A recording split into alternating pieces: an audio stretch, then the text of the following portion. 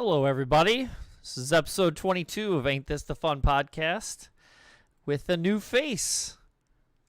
You can see there, at least on my left, I'm assuming, it should be the way it's being broadcast. This is Collin Souter, everybody. Hi, everybody. Sorry, camera's shifted all the way.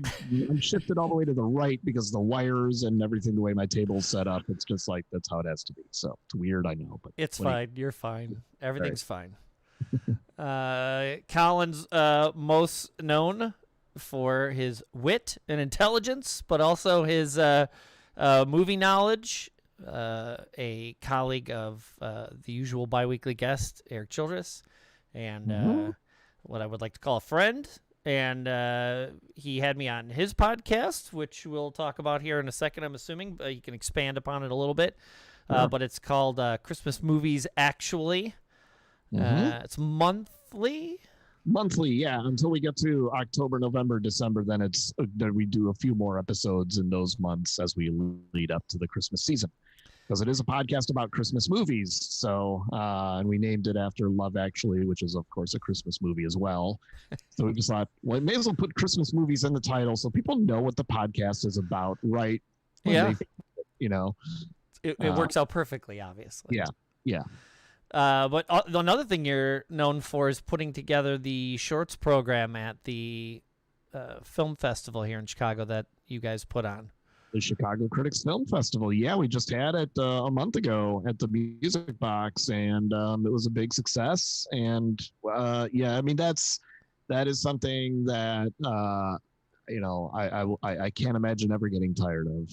I mean, just being able to program stuff for the Music Box, this legendary theater that is just got the most fiercely devoted patrons and, the most powerful mailing list in the city as far as movie houses go. I mean, just people keep showing up and, it just gets better and better. Childress and I always talk about that place, especially when it's around time now, like it was. Not just that it's great to go to because it's like a piece of history, the building. I mean, like I always say, it's like a cathedral. I mean, you walk in, it's like it stopped in time. Yet, you walk around the corner and there's a little, bar and drink area. It feels modern, but it's also, an incredibly old building, but they make it look amazing to go in there. So not only do you have that, but then they're super supportive of, you guys doing what you do. And then on top of that, they bring in all these great, whoever programs there, I'm assuming it's more than one person, but I could be wrong. You obviously know more than I do about it. But, periodically, you'll see a 70 millimeter print of this or an entire weekend of 70 millimeter movies, not, a digital copy being sent to their digital projector, an actual 70 millimeter print of the movie being played in an old timey theater. The organist isn't always there, but when he's there, it acts as an extra little bit of ambiance and nostalgia to it. Going there and having a real organist up in the corner by the screen.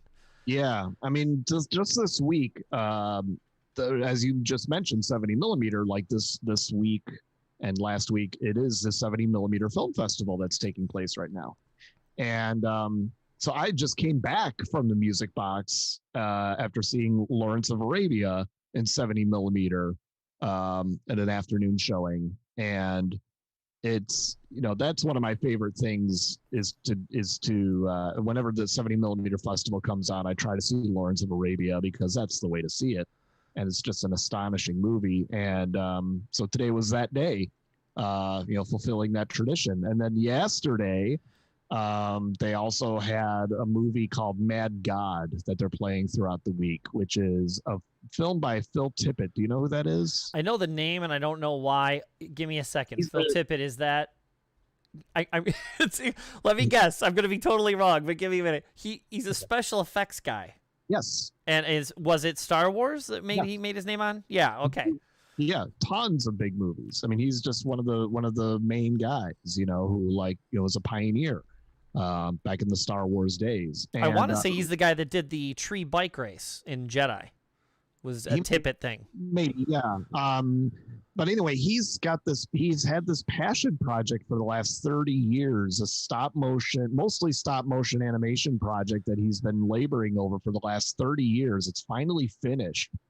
And you can watch it on if you want, but it's also playing at the Music Box, and it should be seen on a big screen if you have the means. It is one of the most amazing, weird, hard to describe movies I've ever seen, and it's kind of a work of genius. But I need to see it again, and just if you go look at the trailer, you just be like, oh my god, what is this? What is this? And that's kind of how you feel when you're watching it too. I can't explain the plot. I can't explain the story. It's not a character story driven movie. It's more conceptual, but it is unlike anything I've seen in a long, long time. So is it one of those things where it's like, who's the guy that did like Hooper and Smokey and the Bandit and everything? The stuntman. Hal Needham? Hal Needham. And like all of his movies were kind of all had to have a million stunts in them. And then Time Bandits, Gilliam. Mm-hmm. All of his, you watch a Gilliam movie and they all had to be weird and very much like the animations from Monty Python and stuff. It all felt the same. Even the sequence from Meaning of Life, feels like him. Mm-hmm. Is this kind of his thing? Like he's special effects guy, so it has to be all kind of. It's really like it doesn't look like Star Wars. It doesn't look like Terminator 2. Well, maybe a little bit of it does, and like the futuristic stuff. It all takes place in a whole other world. It all takes place like in this sort of underground apocalyptic sort of like cyberpunk or steampunk rather setting. This guy, he's being lowered into the depths of this other world that takes place underground, and it's just like everything's covered in slime. It's like characters look like they're made of felt, but they're not really characters because nobody talks in the movie.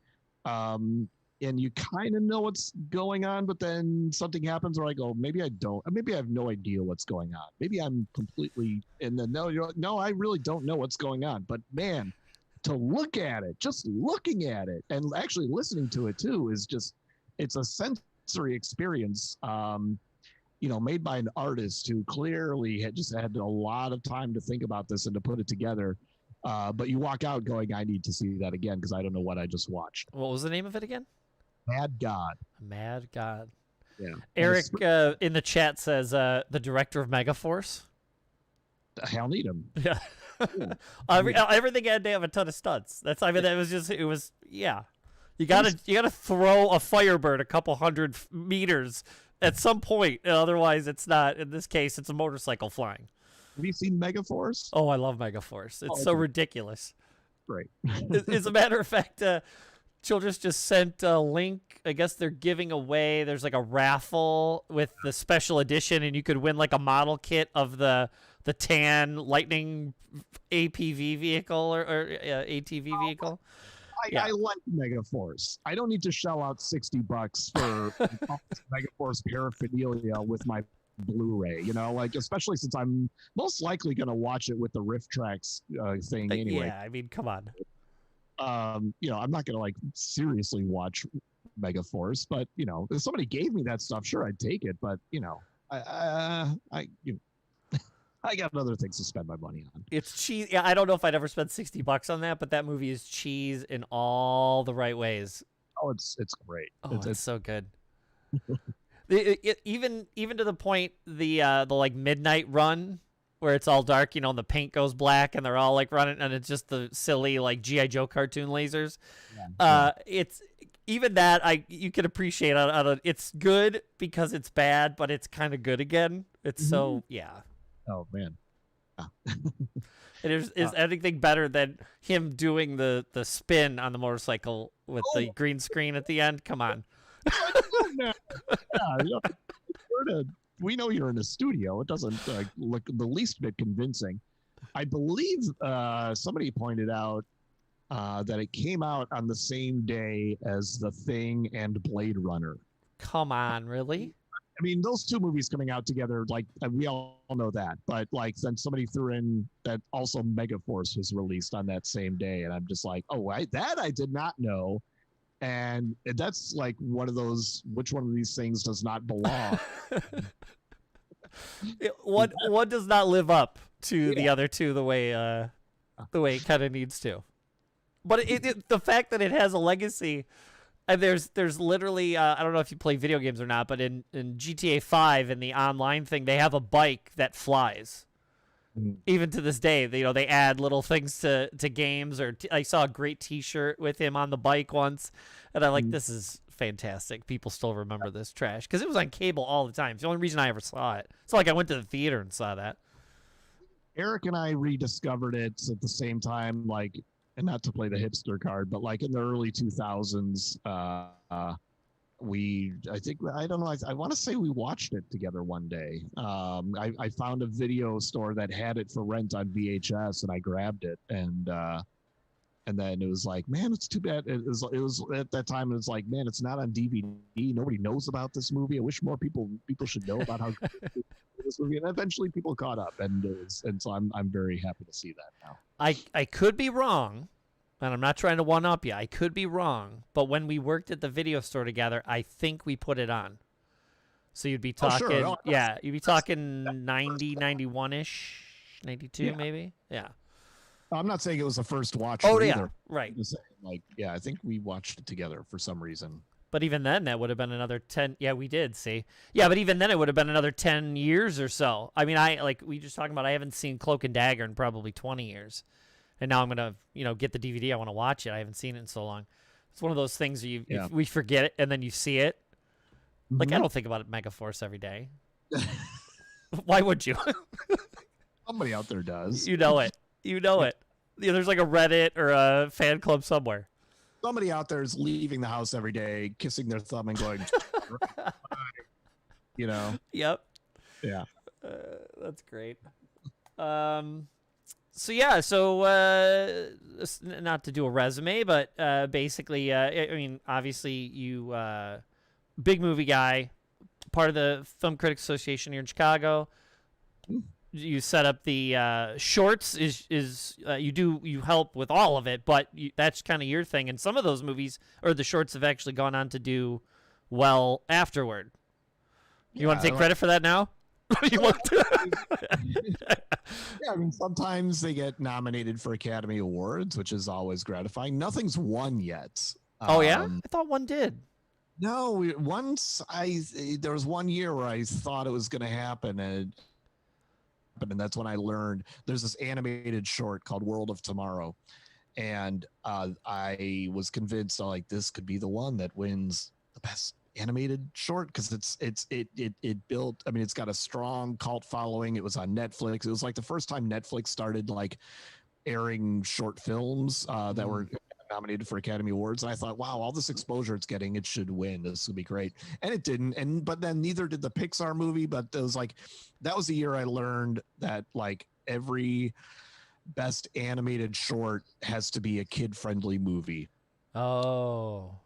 Okay. It's the kid-friendly one. The voters watch it with their kids, and the kids vote. That's how this works. Okay, and I've been right about that every single year, except this last year. This last year was not a kid-friendly winner, which was pretty cool. But so my theory's now out the window. But also, the best live-action short has to be an English language movie. That is still the case. That's still every single year. I'm right about that. They just won't nominate a foreign language short for that? They'll nominate lots of foreign language films. Oh, they just won't. The award. Yeah, I don't know why. But yeah.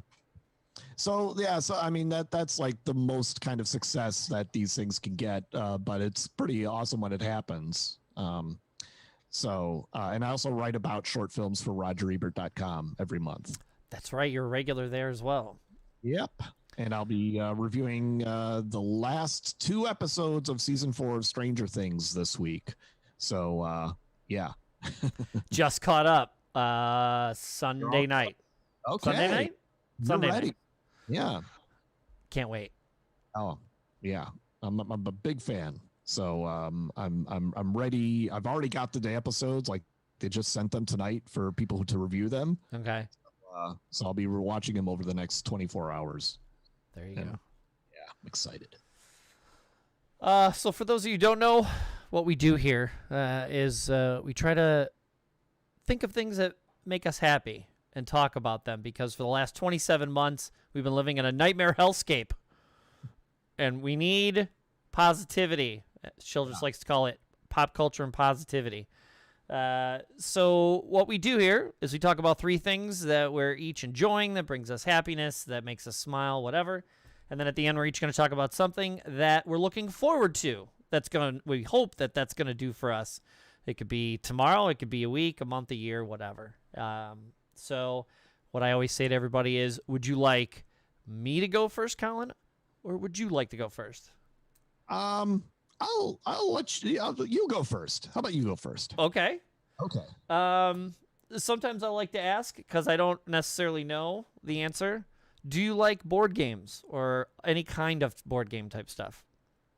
I mean, I'm not a connoisseur. I can't remember the last time I really played a board game, but I mean, I will play one if I don't have to listen to a lot of rules ahead of like that's when I get like, oh God. I can see that. Yeah, so I guess I could say I like them, don't love them. Okay. I have a fascination with a game called HeroClix. They're behind me. I still haven't organized this giant stack here in my basement. But there's a thing called Kickstarter. Have you heard of that? Yes. Yeah, there you go. They do movies, comic books, little inventions, all kinds of stuff. Well, one of the big sections there is board games. And, my money situation has changed recently, so I haven't been able to really kickstart anything. But I got all these things popping in now that I paid for like a year ago. And they're finally showing up at my house. So I still get the fun surprise at my door. Nice. Yeah. So one of my last, literally, I think my last expensive purchase was, you don't like a lot of rules. This is unfortunately a game that encompasses a very large playmat and miniatures and cards and all kinds of stuff. But once you get the hang of it, it's pretty quick. Yeah, yeah. The big thing is I'm a big comic book guy, as you know, and a company called Come On, CMON, and partnered with a company called Spin Masters. And no one's giving me anything for free. But last year they did a Kickstarter for a Marvel Universe themed game, and it comes with these little miniatures, and you get the playmat. And if you Kickstarter, you got a bunch of cool stuff. So I got that last year finally, and right after that one was done, of course, they get you. They got you in there now. They got you in the environment, and here's another sale. The Mutant X-Men expansion came out, and it was my last. Like, I knew kind of my stuff was gonna change, and I'm like, this is probably gonna be my last biggie, so I'm gonna go big.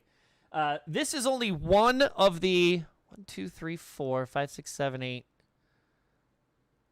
This is the 9th box. They're not all this big, but it came in just 2 days ago. It makes me happy to get it. What I want to do is play it, but because of the nightmare hellscape we've been living in, I haven't been able to have a bunch of people over. Yeah. But this is just one of the boxes. Oh my God. So as you can see there, you got a little Wolverine down here, a little a bunch of people, White Queen, Havoc, Dark Phoenix, all kinds of people, and so this is commissioned by Marvel, I'm assuming, like, because it's a Kickstarter thing. So like, right. How does it work? So like a company. I mean, you could, like, you and I, if say we were really ambitious, we wanted to we game together. You could design your own game. You could theoretically contact someone like Marvel and say, hey, look, I would like to buy a license to distribute a game based off your characters. Okay. You'd have to pay for that. And I'm sure that would be part of the Kickstarter. Like, instead of the game being $50, it's going to be $100, or instead of being $30, whatever. You could just make your own game, make your own characters, trademark it, patent it, whatever, do all that business. In this case, a company like Come On and Spin Masters, they're massive. I mean, they're like the old Milton Bradley. I mean, they make tons of games. They did one on Hanna-Barbera, Wacky Races. They did the He-Man one that's coming in soon. But just to show you what some of the little miniatures look like, So they package it up really nice. You get what you're paying for. But yeah, this is what they call the not the spillover, but like the extra box. Each one is themed. So like the Marvel Universe one, they had like Avengers or whatever. It's all the general, like Spider-Man was in that one. This is all mutants, except for the one has Fantastic Four in it, but they had to kind of get them in there somewhere. So in this case, the other 8 boxes for this set comes with basically only one of these little trays. But so this would be a tray of some of the detailed miniatures that are in the game. I'm going to try to get it as close as I can without spilling them all over my desk. But hard to tell. Like, there we go. Really, like, incredibly. It's hard to tell on the screen. Yeah. Are they incredibly detailed in your opinion? They're very detailed. They don't appear 3D printed. They appear as molded, properly molded. They're all anywhere from an inch to this guy's probably about 2 inches. There are whole YouTube channels dedicated to people who, paint their miniatures, like Warhammer and all that kind of stuff. They have all the stuff. They'll be like, I'm going to paint this one today. Well, just this box comes with 30 guys in it. And then you get the other 8. So by the time you're done, I mean, it could be weeks. This wouldn't be done getting painted for a year. I mean, if you take all the set out and pull it apart. But the quality is super nice. Again, they're not paying me for this. I'm a big comic book person, and the care they've taken, they didn't just do it and push a piece of garbage out. Even the box they took the time to really outdo themselves. Even the box, you take the lid off, they took the time to put all the individual characters on the outside of the box. It's a real good, heavy cardboard. Comes with hundreds and hundreds of pieces and cards, and I mean, you're getting everything you pay for. But the gist of it, there are gameplay videos online of people playing it, and like you said, you don't like a lot of rules. In this particular case, it's probably in the medium area. Okay. Yeah, so it might take the first one would be a hard one to get through, but by the time you play the second one, it's probably okay. And the characters there, you said 30, something like that. Just in this box. I mean, that's 3 trays. Okay. Yeah. But they're not all in the game at once, right? No. Yeah. Pick one that you like, and I'm gonna be this guy today, and yeah. So in this case, you can't play. Like a video game, you're playing either against someone, player versus player, or you're playing against the game itself, and the game kind of runs itself. So you're playing against the computer or whatever you want to call it. What they've started doing now in these board games is they realize not everybody can get together, especially during the nightmare hellscape we've been living in. They've been designing what they call AI decks. And so the bad guys, who are this red tray, each one has its own deck. And as you play, you can pick, I want to be Wolverine and Cyclops and be the good guys. I'm going to battle MODOK today. You take his little MODOK deck out, and the cards themselves sort of play themselves. As you flip them over, it tells you what to do, even if you shuffle them. It sort of runs it for you so that you can theoretically play by yourself, but then you can also have 4 people each playing a hero and then have the game play the bad guy. So you don't have to worry about having someone else be the bad guy. You can all work cooperatively to advance and beat the little character or whatever. And so they're getting really smart with that.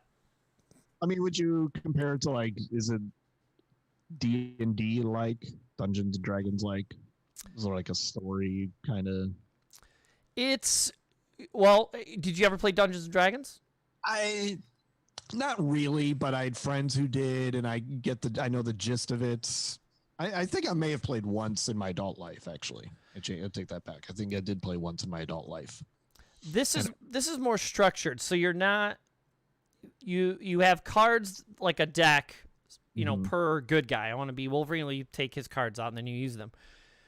The game has a set of rules just like D&D, but instead of there being like a dungeon master having to pre-plan stuff, having to invent a story, or something, you decide to do something and it screws the whole thing up, so he has to work his way around it story-wise or whatever. This is still a game. Like, the bad guy's the bad guy. His deck's never going to change, although it may be shuffled. He will act the same way each time. So, maybe after the fourth time you go, the cards always make him sort of attack this way. You can make strategies maybe the third or fourth time. So there's still some improv, because the field on the mat is so big. There are different things you can do to attack or do whatever. So there's still some fun in the improvisation of it, but it's not so open-ended like D&D. Okay. But these games are getting massive to the point where, you have, games when we were kids didn't have this kind of miniature stuff and setups and cards and mats. You may have had 4 tokens and a board and a couple cards at best. Right. It's a whole crazy industry now, and I keep telling Childress, now that it's kind of better, once we have some time, I'd like to get people together to try some of this stuff. We'll start out slower on the more normal end of the scale, and then maybe work our way up to something like this. Yeah. But yeah, I'm a big X-Men fan, big comic book guy, and this just hits. These little guys are so awesome and detailed. It really, just opening it made me happy this week. Awesome. Wow. Yeah. When did you order this or donate for it? Oh God, this was easily 12 months ago. Okay. Maybe 10. Okay. In essence, you're pre-ordering it. Yeah. And it basically alleviates them putting all that R&D into the molds and everything and then not selling enough. Mm-hmm. So in this case, you're kind of guaranteeing stuff like this comes out regularly if you're into it, because they're only going to make what the customers want in this sort of Wish environment of Kickstarter, You still there? We may be having some technical difficulties. Let's see if we can get him back on here.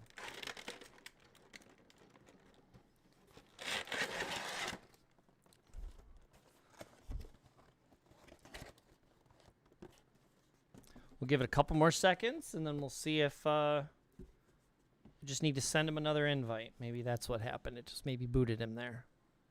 Let's hope he didn't lose internet. Yeah, there we go. Oh, you're back. I'm back. Here we go. Awesome.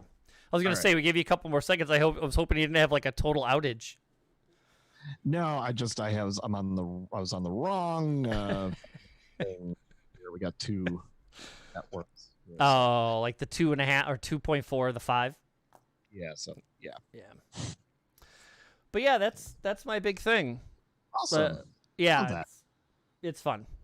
Yeah, so I was trying to think of what to talk about, and I got 3 things that bring me joy. Although they're like it's like the more I thought about it, I'm like, well, there's like moments of joy. But so I decided I would talk about one thing that's also on my resume that has nothing to do with movies, not really. That's my teaching career. So I'm a teacher by day. And in the summertime, we have in my school district, we have this summer program, and where kids can sign up for some classes to take, and it's in the morning. And there's like 4 classes they can sign up for. So each class is like 40 minutes long. So it's like this. So from like 8:45 to 11:45. So for 3 hours they're in school, but they're taking 4 classes that they really want to take. And some of them are academic, but a lot of them are like activity classes and just fun stuff. It's like summer camp basically, but it's in a school. And about 2010, I believe, I came up with a Star Wars class. And put it in the catalog, waited to see if anyone signed up for it. I taught 2 periods of it in my first year, and I steadily taught that. And this is for grades 3rd through 8th can sign up for it. Technically, really, it should be 3rd through like 6th. but because at some point you're just too old to take a Star Wars class, it's like, come on. You're never too old for Star Wars. Well, no, you're never too old for Star Wars, but for my class, there's come a point where you just kind of need to stop. But anyway, so then it's all, and so like every summer I get to teach this class for 5 weeks, and I get kids in there and I teach them about, like, first of all, the history of Star Wars, how the movies came out, because a lot of kids, might not know, like, 1977 is when episode 4 came out, and this is what it was like. And but the big project that we work on is a Star Wars movie that we make in class. So that's awesome. Yeah. So what we do is we brainstorm a story and the characters, but before we do that, we have to figure out what characters can we do, what costumes do we have, and kids in this district, they're pretty well off, and they got a lot of stuff. So, they might have, a costume for an obscure bounty hunter character, and it'd be like, okay, I guess we're going to have that character in there. And then, so once we get our characters and, who's going to play them, then we brainstorm a story. And it's kind of like we have to make sure that it stays within the realm of Star Wars logic. We can't go too far off into weird territory that makes no sense for Star Wars. And that's where I have to kind of rein them in a little bit. So then we come up with a good story. We figure out when it takes place. So it's like, okay, well, we have a Kylo Ren costume, so I guess it takes place, during the Force Awakens era. Or, we have a Darth Vader costume, but so we guess we can't have Anakin in it. It's got to make sense. Sure. It's got to figure out where between the movies we can put it. So, and then I write a script. This year I finally came to my senses and like, why don't we write the script together in class instead of me doing it at home and wasting a lot of precious energy. And that worked out really well this year. But yeah, so we write the script and then we start filming it. We go around the school, we look for locations to film, and then we also use a green screen in the classroom. We work in special effects for it, and they of course want to have saber battles, and they want to have some kind of battle, and of course we're going to have a battle in it, of course.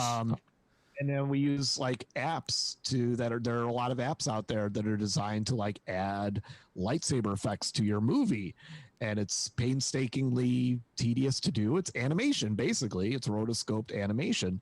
So the kids are learning about like how special effects are made, like how long it takes to make a special effects shot, and what goes into it. And then we add music, and then we add credits, and we add the opening scroll at the beginning. That's and great. It's like this great big thing. And so by the end of the semester, we have our little like 5-minute Star Wars movie that the kids are acting out in. And so like it's interesting because we, over the past, it was like from 2010 to 2014, I'd be like teaching 2 periods of this class with all boys, like 7 or 8 kids per class, maybe 10.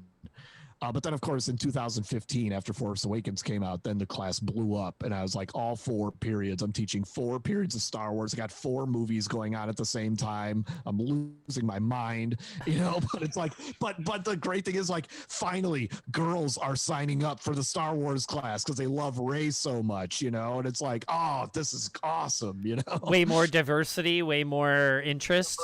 Well, diversity meaning boys and girls. Oh, yes. Okay. But yes, there's more interest in it. And then, so for a good 4 years, from 2015 to 19, it's like very popular class in this summer program that we have, like one of the most popular classes because of all the Star Wars stuff that started coming out. And then, of course, COVID hit. And then also right around the time COVID hit was when Disney Plus came out. So now it's been a couple of years since I've taught this class. because of the circumstances. But now there's like all this other Star Wars stuff like that, kids are into. I thought, like, Mandalorian and the Book of Boba Fett, now the Obi-Wan Kenobi story. The Clone Wars cartoon, and yeah. Oh, God, it's just been endless. And I and here's where the not joyous part of it comes in. I just find my interest in it depleting with more and more stuff coming out. I'm just like, it's not special anymore, man. So I came into the Star Wars class this year. I was like, hey, they were like, hey, you want to teach Star Wars this year? We're going back to our regular format. This summer program is back. We're going to just do it the way we always do it. I'm like, I'm in no financial position to say no, so I guess I will. Fine. I don't want to do it. I'm done with Star Wars. I'm just done, or I need a break. I'm not done, never want to see it again. I just need a break. But I guess I've had my break, so fine. So I got two periods of Star Wars, and then I get to also take over the filmmaking class, the general filmmaking class. Sure. I've never had that before, so I'm like, finally I get to have that, so that's cool. And so I got my class list for these two Star Wars periods, and it's considerably low. And I just think, just as I suspected, the Star Wars universe has been oversaturated, therefore Star Wars is dead, in my viewpoint. And I'm sorry, I know we're supposed to be joyous here, but I'm just saying, I'm getting to it. Don't worry. There's late in a second. Hold on. And so it's like, this is going to be like pulling teeth. This is going to be this is going to be a slog. I just want to get through this, and I never want to do it again. And so my first period class, I have three boys. Three boys. And you say boys, but you have like 3 students, period. 3 students in my first period class. They're all like 6th grade. They're all older. Okay. Period, I have 7 kids, and they're a little more mixed in the age group, but that's typically what I have. So 10 students total. It used to be 40, 45 students every year, during that heyday when I had, all those classes. So I'm just like, God, all right. Writing's on the wall. I should not do this class anymore. And so for the last week and a half, we've been writing the script, writing a story. And it's so much harder to come up with in-between stories now because Disney has cornered the market on every plot you can come up with that takes place between episodes 3 and 4, between episodes 6 and 7 or whatever, It's it's so hard to come up with stuff. So both classes have come up with stories that take place before Phantom Menace because it's the one part of the Star Wars world that hasn't been done yet, at least in terms of movies and television. So, okay, fine. But I'm finding now that I'm teaching it, we started filming this week, last couple of days, we started filming the movies, and I came to work and I was like, I don't want to do this today. I just want to sit and let them do the work. And, and it's all right, well, let's just slog through this. Let's just get through this. And I found myself as we were filming, I was like, yeah, this is a lot of fun. This is fun doing this. And these kids are awesome.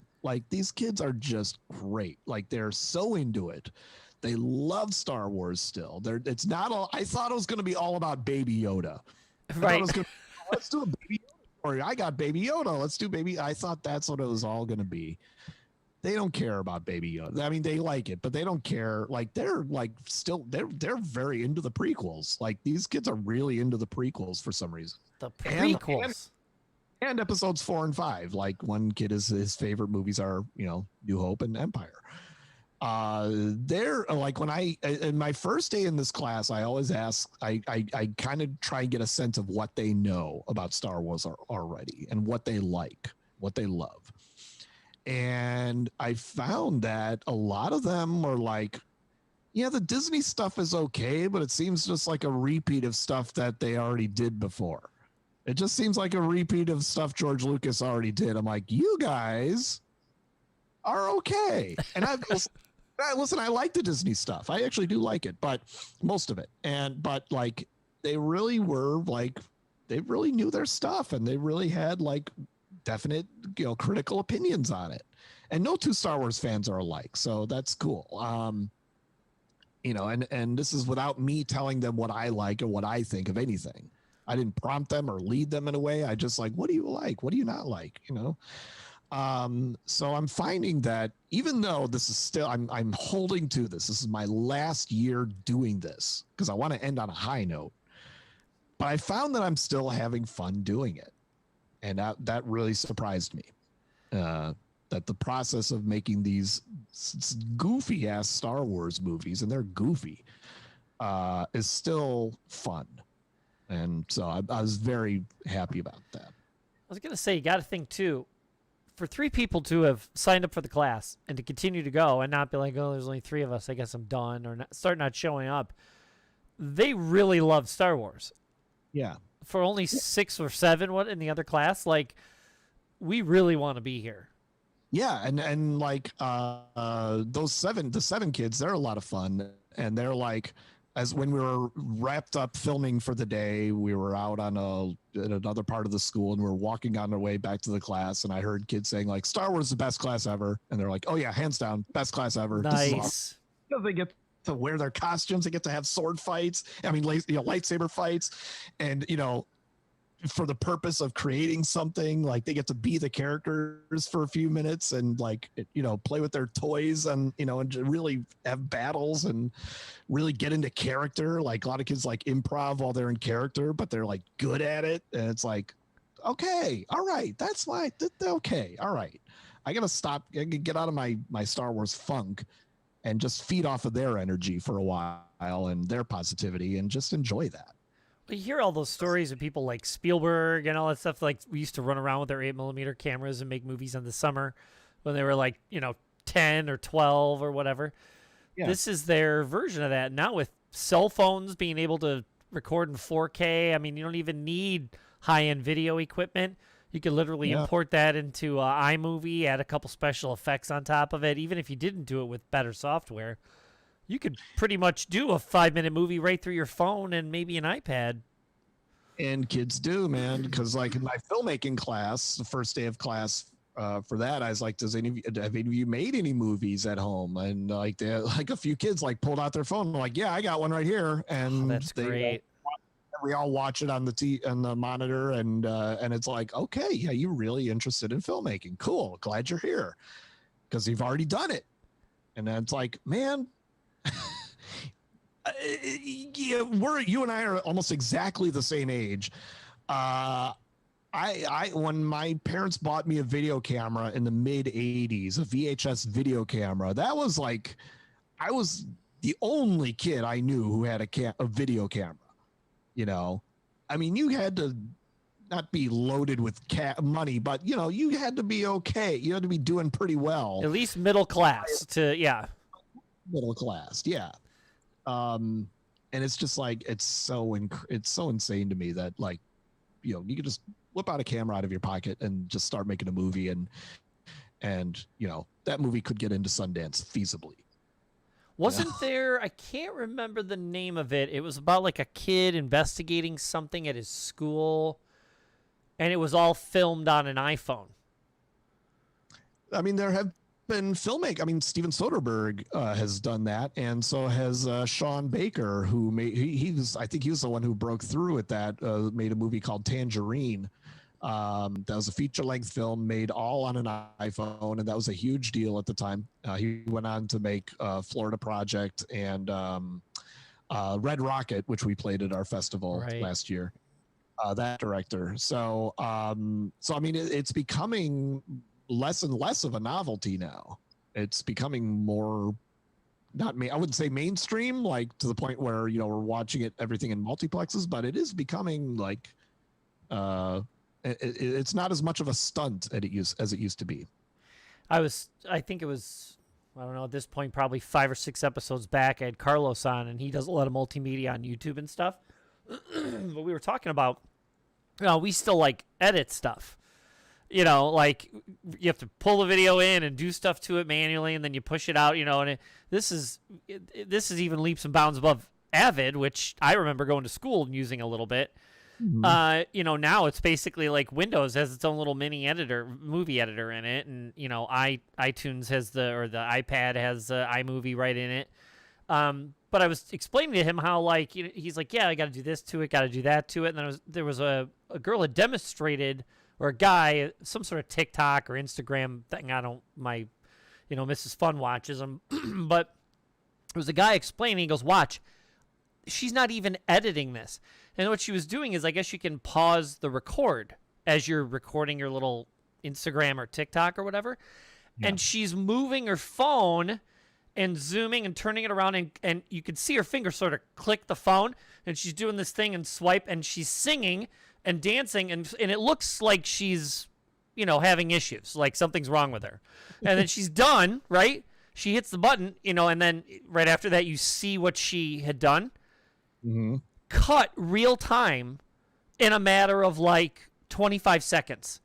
Swipes, ins and outs and spins around her and dances and things. And then, I guess you can add filters. She's adding real-time filters by swiping her finger as she's moving the camera. She knew where to put the camera, even though she can't see it, swipe it, edit it, add special effects and stuff to it, boom, boom, boom, then hit a button and play it. You don't even need editing software anymore. It's pretty crazy. Yeah, I mean, it's I'm watching these kids in filmmaking class, and some of them are using the iPad to make their film. Some are using a little palm camcorder to make their film, and the ones who are using the iPad, they're editing after they film it, and on iMovie they know all the tricks and everything, and it's just I can just sit back and let them do their work, which is nice. That's great. I wish there were classes like that when I was a kid. No. So I consider myself lucky I get to do that every summer. That's awesome. Yeah. Not a lot of teachers. There are not a lot of joyous moments when you're teaching. People think there are from what they see in movies, but it's no, it's not all like that. It can be rough. I was just reading another article, not to get somber or anything, but I was reading another article, about the many things that have happened at schools recently, but this was more of a financial article. And it's just, sometimes it's not all, roses and, Michelle Pfeiffer's not coming to your school to make everything magically better. Yeah. Yeah. No, you should not get into teaching just because you like School of Rock. Don't do it. It's not like that. I know it's a fun movie. I like it, but that's not teaching. Yeah. Well, as a matter of fact, he isn't a teacher, right? And that's the whole the joke of it, right? Yeah, and you can't get a job just because you can't get a full-time teaching job just because you are good at teaching music to kids. That's not how it works. Doesn't work. The end result's got to be fun to watch, though. Even though you said they're pretty goofy, but for a fifth grader or sixth grader to especially in the classroom, once you get to watch all the seven sit there and watch it at the end, it's got to be pretty awesome. Oh, it's great. It's great. And I'm looking forward to them. I'm looking forward to that moment. At the end there. Not 20 years from now, or one of them gets the Academy Award and says your name. Yeah. But first we got to figure out how I'm going to take, I have 3 kids in that first period class. They each have a main character, Anakin, Obi-Wan, and Palpatine. Oh. And then I got 3. They also have to play 3 troopers, guards, and then 3 Sith Lords also. So it's going to be a lot of green screen, a lot of costume changes, a lot of tilting the camera so I don't see their faces. There's a lot of challenges involved in that when you only have 3 kids, but you have 9 roles. What about the right to left swoosh? Right? Isn't that at the Star Wars thing? Yeah, some kids when they go to edit, I have them edit it, so I'm not doing all the work. They got to know how to do some of this stuff. Yeah, they're like, oh, can we do the little wipe, that circular wipe across the screen like they do in the episode? I was like, yeah, you've been paying attention. Yes, you can do that. That's great. That they even caught on that there is that type of thing. No. That's awesome. All right, so what else you got? I talked a little bit about that. A couple weeks ago, once a year they do like I guess the easiest way to call it is video game upfronts. They talk about what's coming out for the next 12 months, and they show a lot of trailers. It's a big trailer-heavy week. Hundreds and hundreds of trailers come out. Here's everything that's coming out in the next couple weeks. And with that, the beauty of video games is, you know, a movie, you can see a trailer, you're still going to be waiting. You're going to be waiting another 9 months, 8 months, whatever, before you can actually see the thing you saw the trailer for. Usually when they're showing something for a video game, they'll show you the trailer, and then there will be, I don't know, 25, 30, 40% of the time, you can go and download a demo. And it may not be the full game experience. It may not even be all the modes. It may not be all the characters, whatever, to whatever game you're going to download. But there's usually a demo of some sort where you can download it and begin to experience the game. So if you're really, you know, whatever movie's coming out, you're like, oh, I can't wait. You know, a game, you could theoretically, they could be like, all right, here's the trailer, and go to this website and download the demo and start playing it a little bit. Wow. And so that's the beauty of one of the, you know, things I love about games too is the interactivity of it. You know, I like movies because someone's telling me a story. Why I like video games is I get to participate. And so yeah, that week went by, tons and tons and tons and tons and tons of announcements. You know, here's everything for the next 12 months you can look forward to. And I've already talked about this once, but there's a game I like a lot called Overwatch, and it's a competitive 6v6. They call him a hero shooter. I talked to Sergio about this. The gist of it is there's a bunch of characters. Imagine the Avengers fighting whatever. Are you familiar with Overwatch at all? Not really, no. Okay. And so you imagine like a superhero team. You each have sort of a power or a set of powers, you know. One guy's kind of an army guy. He's got guns and shoots things. Another is a big scientifically augmented monkey who has a spacesuit and this big Tesla gun. And so it arcs out this lightning in a sort of a circular area. So he's not going to shoot people far away. You want to jump him into the middle of a group, let this gun go and start pumping out electricity, and it kind of backs people off of stuff. So each person's got their own role to play. And as you pick, it's part of your strategy. What they say is like, who do you main? Who's your main person? You know, do you main, you know, Orisa? Do you main Soldier 76? Do you main, I play Diva all the time. That's my character. You know, she drives a little mech like the Japanese girl in Spider-Verse. She has the little spider robot. Yep. You know, she kind of jumps inside of it. Diva's very similar to that. And so whatever character you play. Well, anyway, they've been talking about a sequel to Overwatch. I conservatively over the past 6 years, I probably have easily hundreds and hundreds, probably 500 or 600 hours into the game over the period of 6 years. But they've been talking about a sequel for a long time, and I've been anxiously awaiting it. I mentioned it. Well, the beta recently came out. I played 1 or 2 games on the PC, but I don't like playing games on the PC. Well, today, the console beta demo came out. And literally before we started this, I had just enough time to load the game up and play a couple games. Won them both, by the way. But me and my team. Yeah, I got to play, and they changed. People wanted them to change a little more about it. They felt it was getting a little stale. But what they did was they rebalanced the entire thing. It was always 6v6. And when I say it went to 5v5, you're like, oh, that's not that big a deal. But in competitive play, they took out the ability to have what they call tanks. You can only have one now. A tank is someone who draws the aggro of the other team and usually has a lot of health. So they can get in there and, like, one's a big knight with this giant hammer, you know, and he can put up a big shield. And so that's kind of his thing. Well, you can only have one of those now. So they want things, they balanced it again now to make it so it's way more action. Because you have less shielding, less people to take that aggro. You got to really be active to survive. And I just played 2 of the games, and it feels good.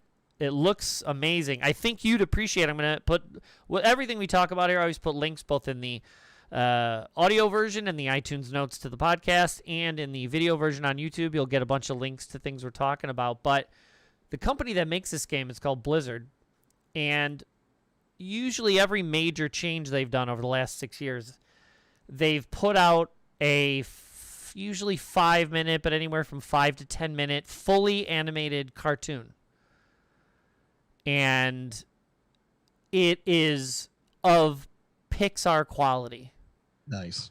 And they do it all in-house. And so not only do they make games, but they make these vignette things to kind of show you, the new maps here, or this new character, we want to highlight them to show you, you want to play them because they're cool or whatever. And if you add them all together now, you probably have a good hour and a half of full CG, beautifully animated little vignettes. And I think you'd appreciate those, at least on that level, even if you weren't terribly interested in the game. Yeah, sounds amazing. Storytelling's really good. Imagine, there's good guys and bad guys, kind of a G.I. Joe Cobra kind of a analogy, or, Decepticons, Autobots. There's good guys, bad guys, motivations, why the team is getting together, all to then get you to just play a game where you're basically fighting each other. But even the preview for Overwatch 2 was like a full 10-minute cartoon of the team sort of getting back together and then fighting this big giant, like a kaiju robot blasting its way through, I think, England. And they really take their time trying to make the characters interesting, and visually it's pretty awesome. I wish I had that video game interest because I know that what's going on and what's been going on over the last number of decades since I had my ColecoVision. Yes. It's just been astounding. I mean, I'm amazed about what video games are now. I can't jump in. I just can't bring myself to jump in because it's like I've missed so much. You know what I mean? Sure. And it's just it's intimidating. But so I'm always amazed at RogerEbert.com is one of the editors is Brian Tallarico. He's also one of the programmers for the festival. And how he can do, first of all, just movie reviews and TV show reviews on a regular basis, but then he's also doing video game reviews, and it's like, that's a whole other level of just knowledge that you need to be critical of something, of another art. It's like another art form, like a totally different art form. So I certainly don't roll my eyes about video games at all, except for video game based movies, which tend to be terrible. But yes, they're all pretty much bad.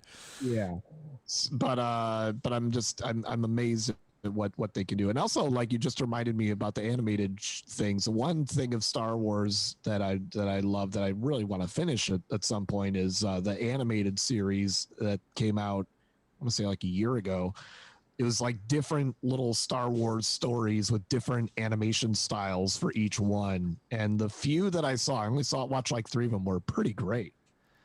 Yeah, it was a smart idea on their part. The Animatrix did that years ago. They kind of got people from all different disciplines, anime and traditional quote-unquote American stuff and CGI stuff. And those were interesting. I like the Animatrix. And then what they did, basically the same thing. They got a bunch of real famous people from anime and traditional quote-unquote traditional cartoons. Yeah, it's neat. They did a really good job. They had one that's I think the character's called Ronin, and it looks very much like a Kurosawa kind of thing. I don't know if you saw that one yet. Yeah, that's one of the ones that was okay, they know their Star Wars lore enough to know that Kurosawa was a pretty big deal to George Lucas, and that was, I thought that was great. But yeah, the really good part about video games now is, you had the toxic environment. Yeah. Probably about 10 to 12 years ago that really started with you're not a real gamer. This kind of mentality for all different kinds of horrible reasons. People were saying stuff like that. But the beauty of it now is with phones and tablets and televisions now and streaming and cloud gaming, being able to actually play the game while it's broadcast to you, almost like a Netflix. You don't even download it. It's being brought, the signal's being broadcast to you and you're playing it remotely. You can do it on your phone. And phone games and all kinds of stuff. You can quote unquote be a gamer without having to invest a ton of time in it. And a lot of the games now, pejoratively, they kind of call them walking sims. But so like What Remains of Edith Finch is a game where you come home and you're walking in a first person perspective into a home. There's no real action. You're not really fighting anybody. You're not doing anything like that. But it's the moving through the 3D environment and there's clearly a story being told, like a movie or a book or whatever. But you sort of get to choose the path you take through it, not in a choose your own adventure way. They're still going to get you to that end result they want to tell that story for. But you're not fighting people, And I think that sometimes like, well, I don't want to shoot things. I don't want to. There are some people like that. Some people, like that. The brilliance of it now is there's these quote unquote walking sims or extremely story based games. One of the ones recently was, oh my God. Well, I'm going to look this up real quick just to talk about it. But in the meantime, there was another game years ago called, it's a controversial subject, but it's done for a reason. Papers, Please. And it's just a little story game where you play a guard. And it's about people fleeing a horrible situation, but they're showing you papers, and you as the guard have to look through the papers and sort of make these potentially really devastating decisions about who can and cannot come through. Wow. And it's just this little sort of 8-bit, very ColecoVision-y looking graphics. And that's just that kind of story. There's a game like Portal where you start out first person and all you get is a portal gun. And the only narration you have is this computer that starts putting you through tests. And the idea is if you shoot a portal on this wall and then that wall, if you walk through that one, you pop out on that side. It's like a space warp kind of thing. Mm-hmm. Well, you have to work it basically each room is a puzzle.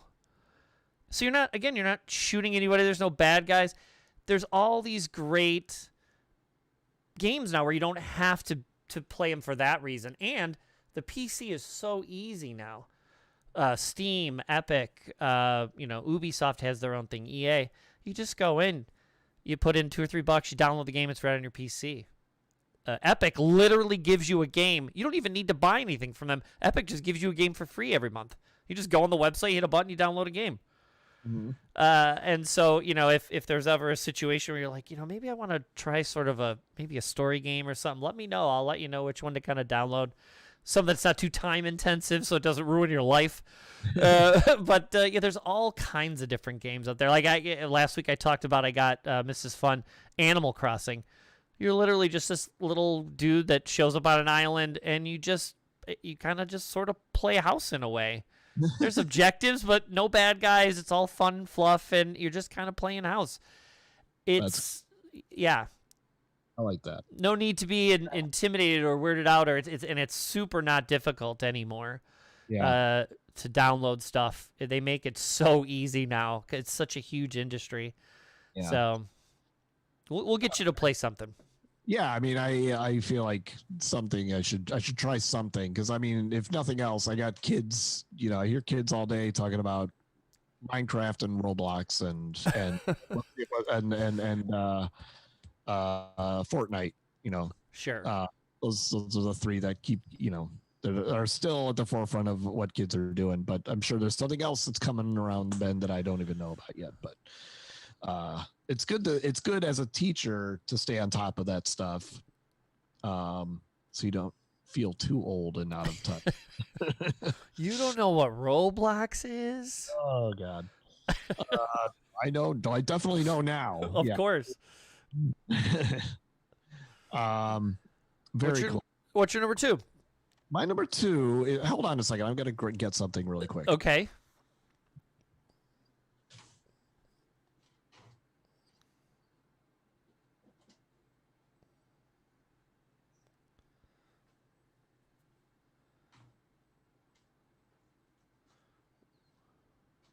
We have visual aids.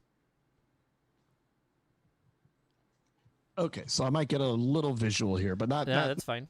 Not terribly visual.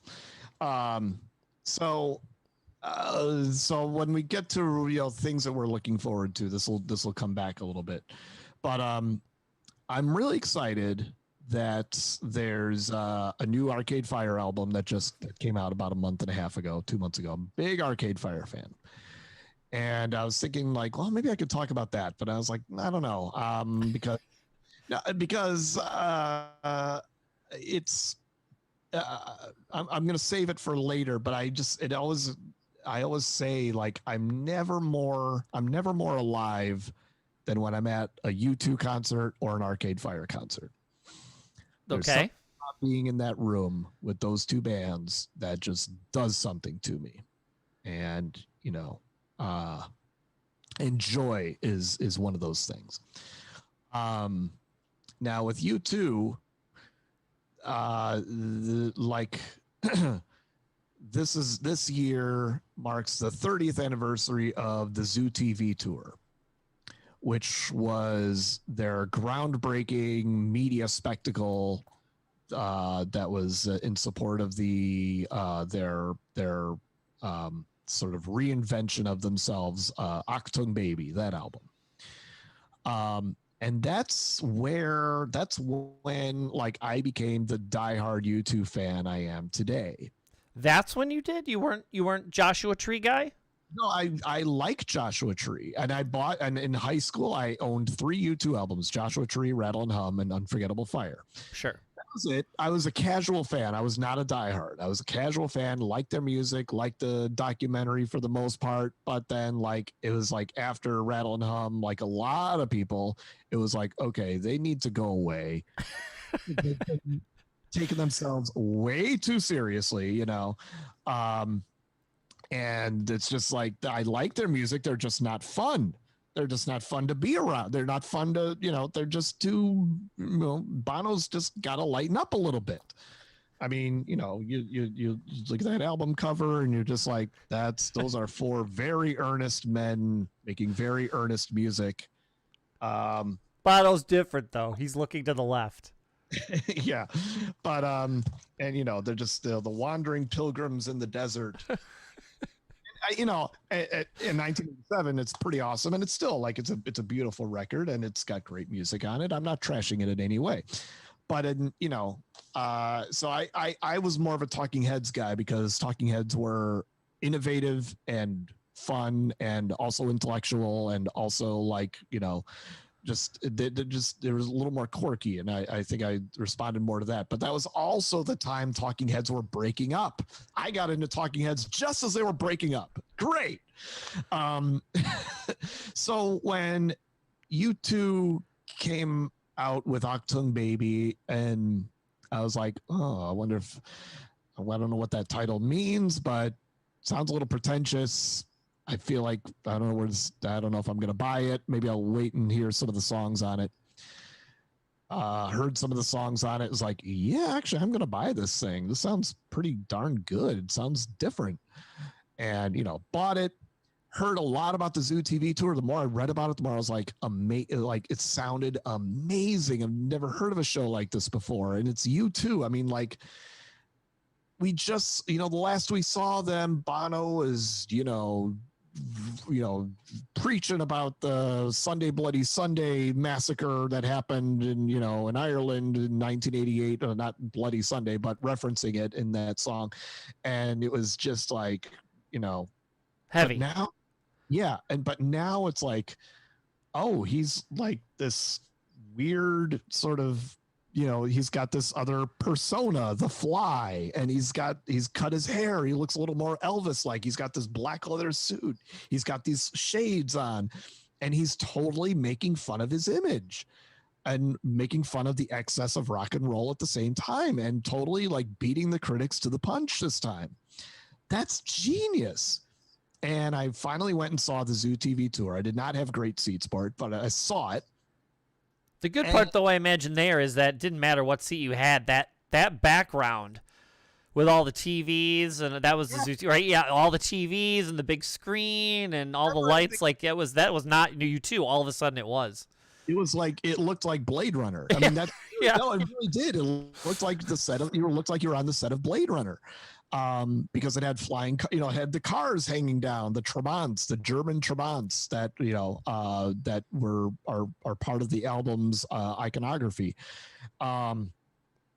And so that that's when I started like looking at U2 a little differently and started buying more stuff. And when they finally did this pay-per-view show in Australia towards the end of the 2-year run that ZooTV was, when they went to Australia, and it's this video, the ZooTV live from Sydney. Nice. They did that as a pay-per-view live as it happened first. And I went to somebody's house who got it, and we taped it, and I watched that tape obsessively over the next like 6 months until the laser disc came out or whatever, and the home video came out, and then I watched that obsessively. And that's when I became a U2 obsessive. And I still, to this day, get a huge thrill out of thinking about that tour and what it meant for that band, and what a risk it was, and and I sort of think back on a lot of sort of artist reinventions and artists like taking a leap into the next phase of their career and coming out the other side with a huge amount of success. Like, going back to the Beatles, doing Sgt. Pepper. I mean, almost every one of their albums was almost a reinvention.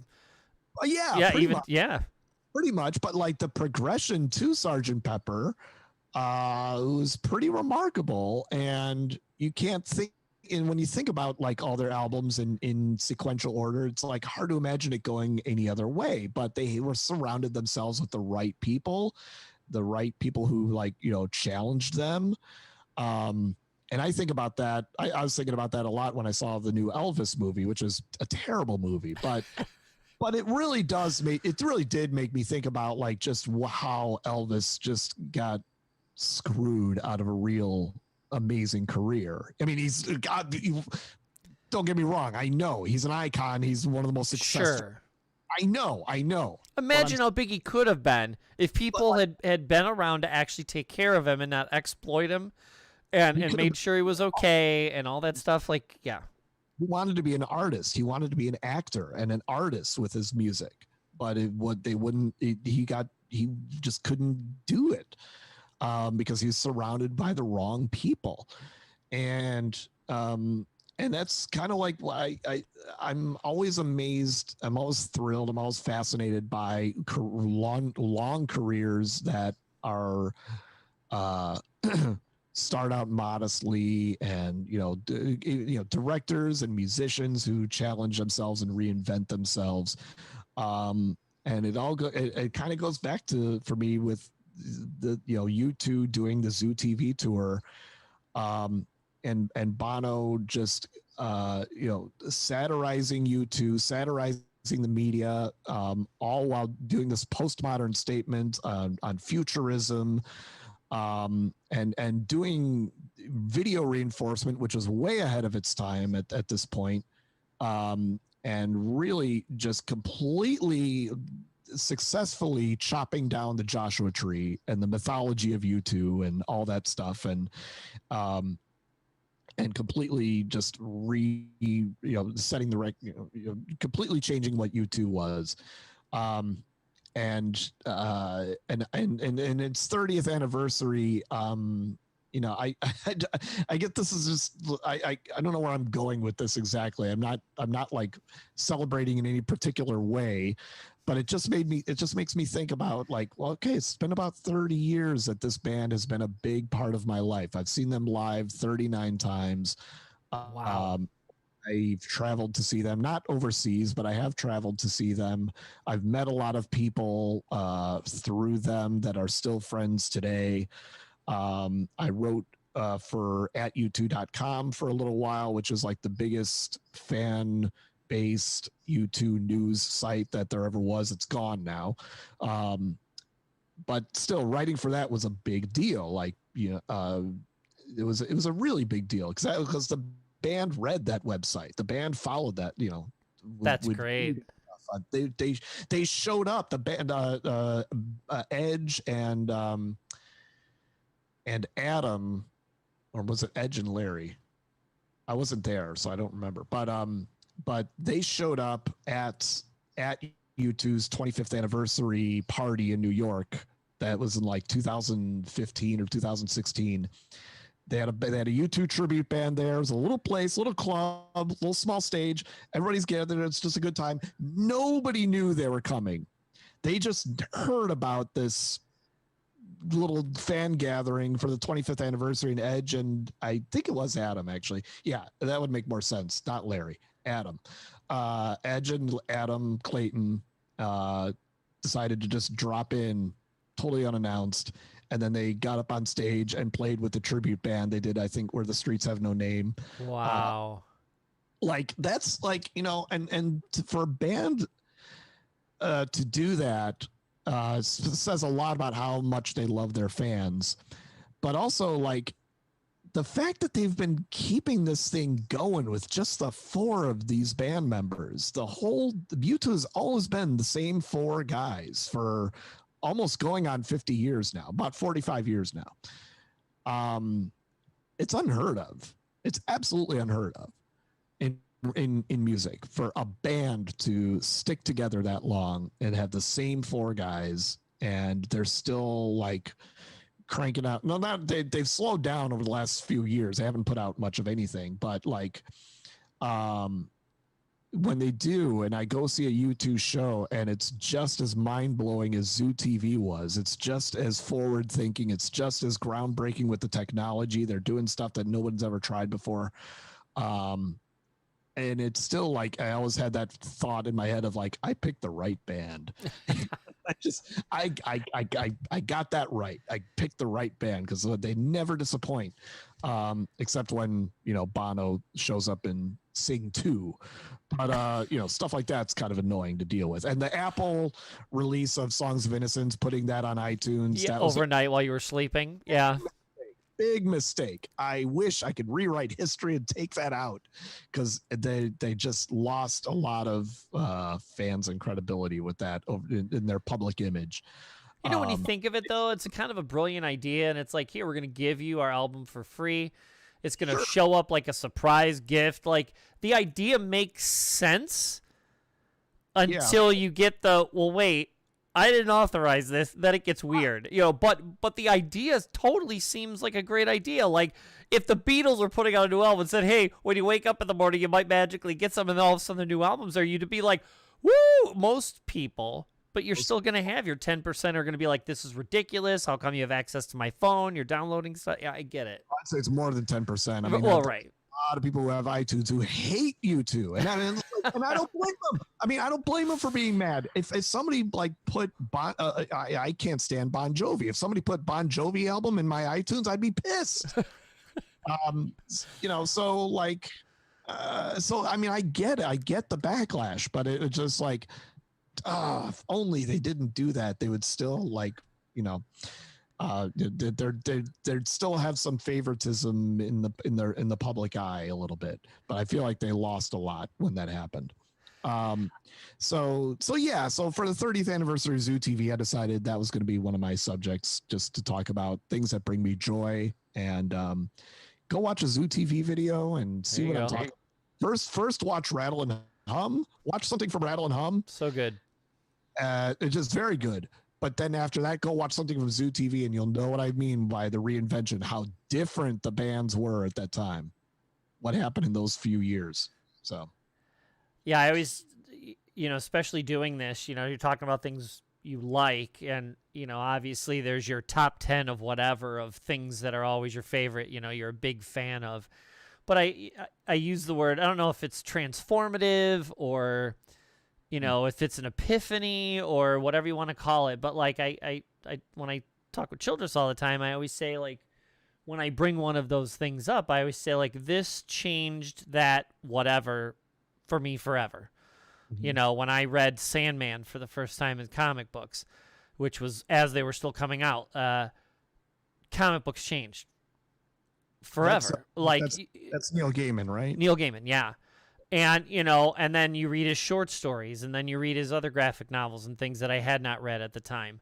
For me, music, Tori Amos and Beastie Boys, they're just, those George Carlin I always mention as being someone who was very important, changing my mind about comedy and about even the way I look at the world in general. Like, he's a toll on the, Neil Gaiman makes me think that way too. Like, and so does Tori in a way. So, like, there's these people that do that.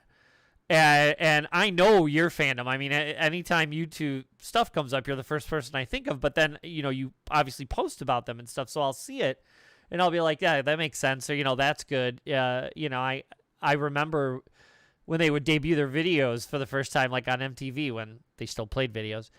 But like, what Streets Have No Name is the semi tractor trailer one where they're driving through the city, right? No, which one is that one? Well, Streets is the one where they sort of did a Beatles Let It Be thing, where they wanted to film it on the rooftop of a liquor store in the middle of Los Angeles. They didn't really have permission, and they got shut down in the middle of filming. Conflate that one with the one where they're on the tractor trailer bed as they're driving through the city. I thought they end up at that building and then they go upstairs. That's not the same one? No, that's all because of you. That's much later. Okay. They're still on location and sort of being spontaneous. Yeah, so same basic idea, kind of. But watching the videos during the time you're talking about, the anniversary ones, but like they'd show the video and all the screens behind them, and that's the time too, isn't it, where they would like randomly, they would like call people on video phone or whatever, before you could do that on your cell phone, and they would plug them in and they'd have like an interview in the middle of the concert, and they would talk to famous people and stuff on this big giant screen. Oh, they had Salman Rushdie when nobody could find him. You two got him. Yeah. That was a fascinating thing too, because they also there was a war in Sarajevo going on at the time. Now, U2 is lightening up. They're being more fun, but they are still serious about a lot of things. And the war in Sarajevo was something that they wanted to spotlight while they were on tour. They would do these satellite hookups for people who were like in the war-torn areas, because they thought, well, every town we go into, we're on the front page the next day. Why not put this on the front page with us so that more people know what's going on? Let's use that to our advantage.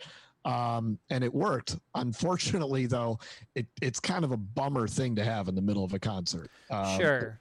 It really did kind of interrupt the flow of the show, and it was kind of hard for the band to like get back into ZooTV mode whenever they did that. So but it's totally neat, though. Like you said, the reinvention of it. I was a YouTube fan. I'm obviously not on the level of your fandom, but I was always a YouTube fan ever since Joshua Tree.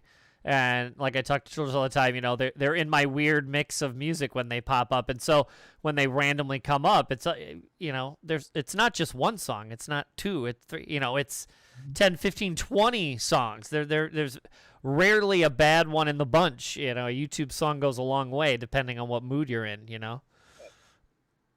Yeah. So there you go. Yeah, YouTube's great. Thank you. Is it kind of 30th anniversary ish of the ZooTV tour? And I was gonna like celebrate in a way. I was like, I'm gonna post a ZooTV video on Facebook every day for the next, starting in March 30th when it was the anniversary. But then I was like, don't do that. You're gonna annoy a lot of people if you do that. Just celebrate on your own. Just one video is enough. Just post that video of the entrance of ZooTV when Bono comes on stage, but they have like a video of George W. Bush, who was the president at the time, at the start of the tour.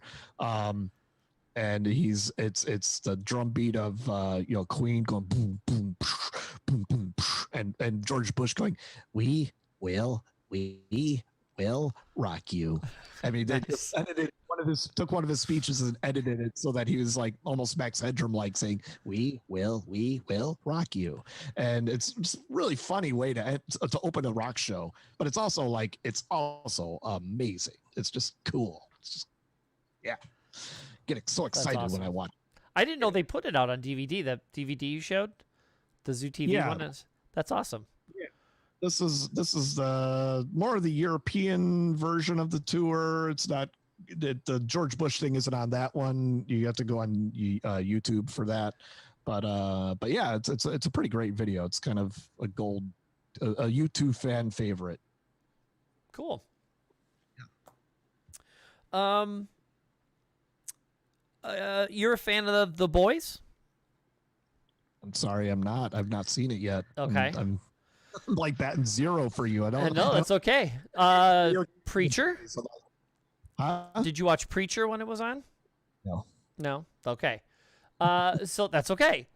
So there's the only reason I asked is because there's a British writer. I think he's British. Might be Scottish. I could be wrong. I think he's British.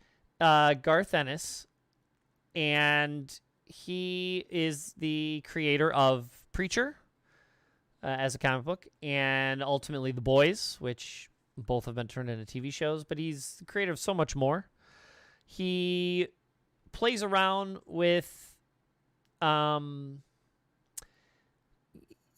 he's not Neil Gaiman-esque in the sense that, like, he's trying to tell a story of, Neil Gaiman's like, he's not conjuring wizards and witches, but like, it's more the sort of slower, it talks about gods and fairies, and, he's that sort of cerebral type guy. Garth Ennis, if you know anything about The Boys at all, is very much in your face. He's a big fan of The Punisher. He wrote many, many fantastic Punisher stories for Marvel. He created characters for DC, and his creator-owned projects, The Preacher and The Boys, are his. He owns them outright, and likes his share of blood, likes his share of swearing, likes his share of viscera and punching and all that kind of good stuff. He's the other side of the spectrum from Neil Gaiman, but just as interesting in that way. And again, if you were a fan of The Boys or The Preacher, I was going to explain to you that he is a fan of war stories and has written many over the years. I want to say he did some for Boom. There's a comic book company called Boom.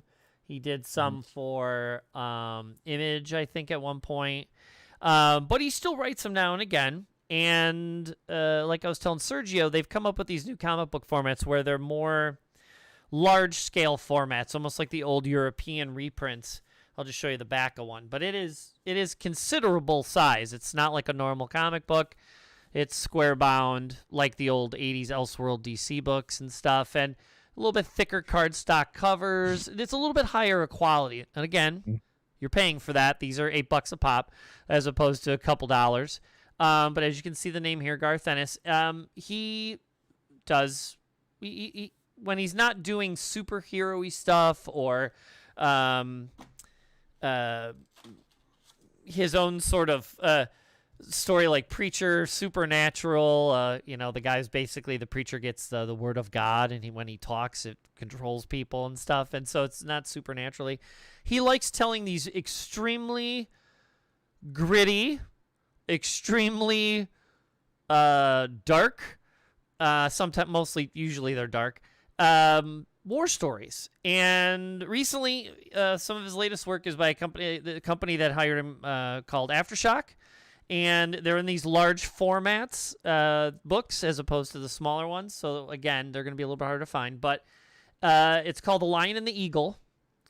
And I haven't looked it up to see if this is based. I'm sure it's based. He likes to base a lot of his stuff around real-world events.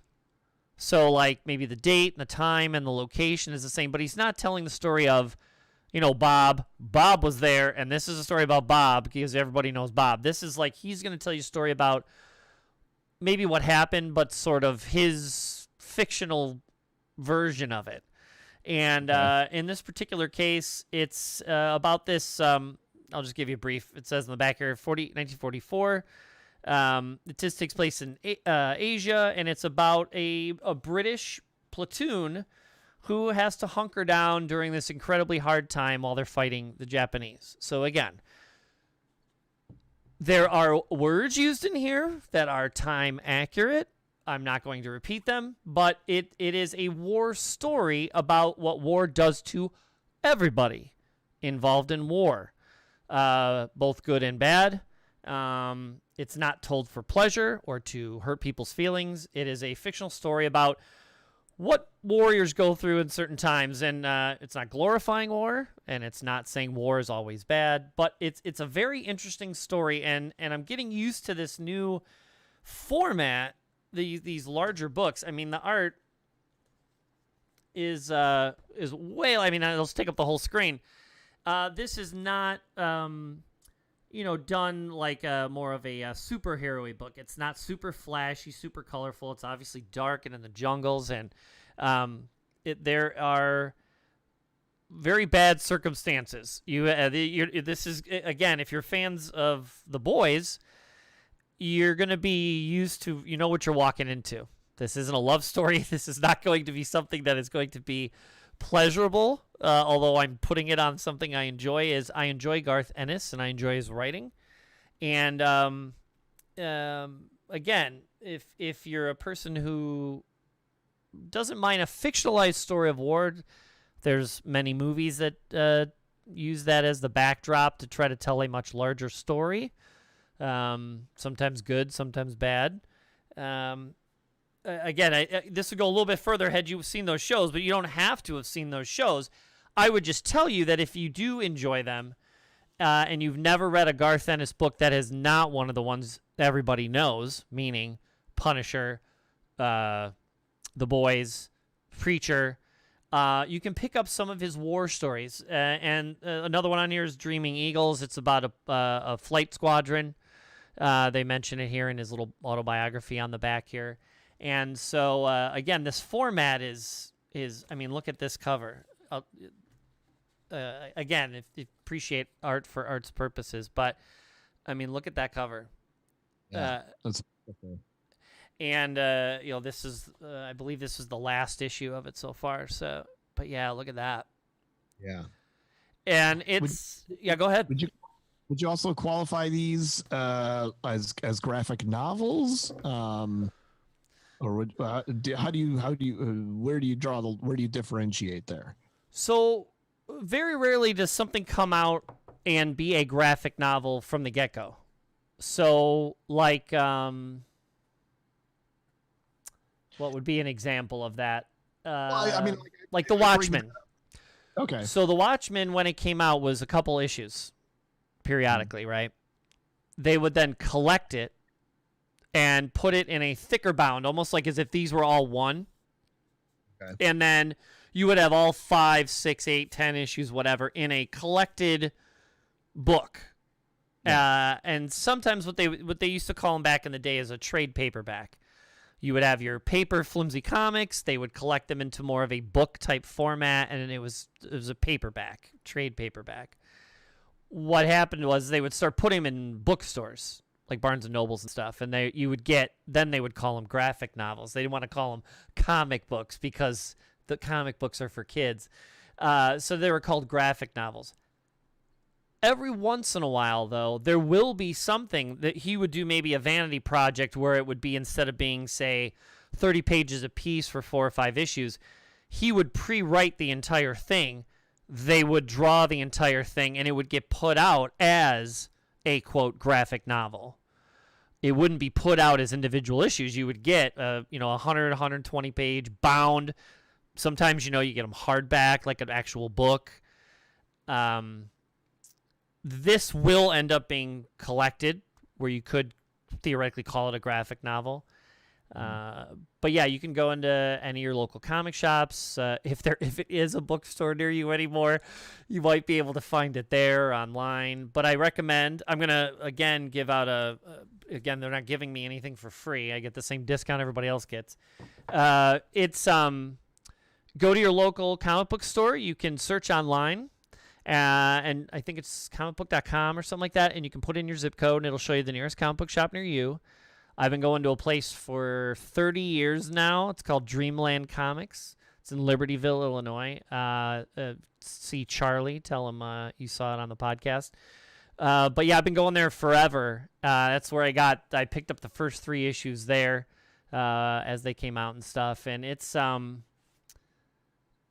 Yeah, the beauty is if you don't want to do these things kind of monthly, like you were saying, if you wait, everything ends up being collected now somewhere. Mm-hmm. And so you could get, quote, like the graphic novel or the paperback, the trade paperback of it later on. So if you can't find, because some of these issues are going to be harder to find if you want like the 4 I have, but you're going to be able to get it collected somewhere. Very cool. I brought up graphic novels because one of the things I do at my school is I work in the school library, and graphic novels, I mean, they are just the most popular form of literature among kids right now. They're just and in all genres, like not like just superhero stuff or anything, but like realistic fiction, and historical fiction, any genre you can think of that a kid would be into. There's a very good chance that there's a graphic novel for it that's done like as done very artistically. It's a huge thing right now, and so that's kind of why, like, when I saw those, I was like, well, I wonder. I mean, I wouldn't think those would be in an elementary school library or anything, but like, I'm like, they're pretty sophisticated, and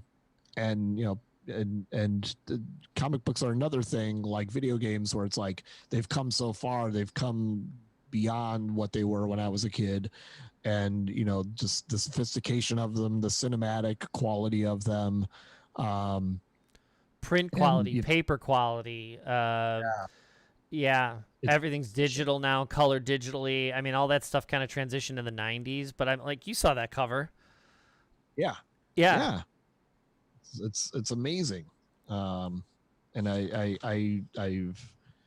I've read a few. I mean, I've read a few of the graphic novels that the kids are into, and they're pretty great too. Like, you have to, it always, like, it is thinking like a director and thinking like a cinematographer to putting those things together.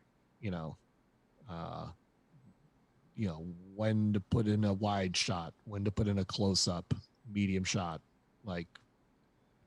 There's a lot that goes into like every decision of every page of a comic book, stuff that we don't really think about, but the artists, clearly take it very seriously. There's, things have changed, and it's like you said. Some writers will write literally like make a grid on a sheet of paper and be like, I want page 1 to have. I want it to be a 4 square. I want this one to be a quarter. This one to be this. I want this in this squares. And they'll write like super detailed. They'll put the words almost like a movie script where they, he wants them this and that, he or she wants them this or that. And some will write like a loose style. They'll literally just write out literally like a movie script. This page, I need at the top. By the time you hit the bottom, I want these characters to say this. And then they trust their particular artist so much that they go, you're the best visual storyteller, you tell it. And they leave it that way. So they do none of the planning of the panels. It's the artist that gets to do that. it's interesting to see how different teams work in these situations. You'll see their scripts, and they'll be completely different than each other. Mm-hmm. So it like you said, and the beauty of it is, even in a video game, you're gonna have to spend hours, tons of money to get the visuals up where you need them, But the writer can say, I want, Godzilla fighting Mothra with, Transformers in there, and, I want aliens to attack at the same time or whatever. And if the artist can do it in roughly the same amount of time, it costs them roughly the same amount to get that artist. They pay him pretty well. To get the page is infinite. The movie budget is not. The video game budget is not. The other budget is not. It's what can you fit in the panel? Well, it's up to the artist and the writer to figure it out. But you could do anything. The palette is open. Yeah. That's what's thrilling about it. Cool. So speaking of like art and animation, one of the things that I'm tackling this year is something I've been wanting to do for many years, but I've been slowly building my Blu-ray collection for it over the past several years. And you can see some of my Blu-ray collection behind me. There's more than the frame shows, but it's like it's my movie collection is something that I take very good care of, and I'm very particular about what I buy. I don't buy every movie I like. I buy every movie that I think I'm gonna want to watch again. There's a few that I know I'm never gonna want to watch again, but I like having them in there anyway because I'm a completist for something. But it's like I'm not going to buy super depressing movies that I'm never going to want to watch, even if they're great, even if they're brilliant. But one of the things that I'm doing this year is similar to something I did a few years ago, but I'm watching. I'm doing a movie viewing project, which is I'm watching every animated Disney film each week, watching a different film in chronological order, starting with Steamboat Willie in 1928 up to Dinosaur in 2000. Wow. And that's 52 films. There's a few more. I think it's more like 55 if you do every single one. So I've had to cut a few, but that's like stuff like DuckTales movie or the Piglet movie, like stuff like that. I was like, no, we don't need to do that.